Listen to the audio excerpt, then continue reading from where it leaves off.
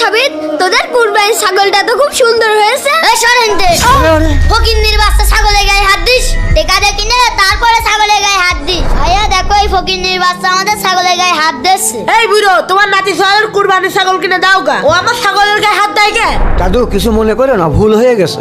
এ দাদু চল। আইসে কুরবানির ছাগলের গায়ে হাত।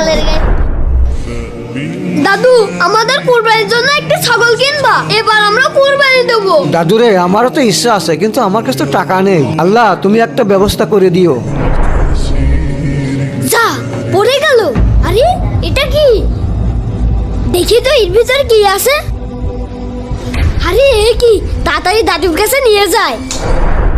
দাদু দাদু কি হয়েছে দাদু? দাদু, এ দেখো কি পেয়েছি, তাড়াতাড়ি খুলে দেখো। কই দেখি তো। আরে এ তো হিরে। দাদু, আমি খেলা করতে গিয়ে এটা কুড়িয়ে পেয়েছি। দাদু, এটা মেলা টাকা দাম। হ দাদু, এটা মেলা টাকা দাম। দাদু, এটা বিক্রি করে আমরা এবার কুরবানি দেব। তাহলে বুঝতে পারলে দাদু, আল্লাহ আমাদের কুরবানির জন্য ব্যবস্থা করে দিয়েছে। আলহামদুলিল্লাহ।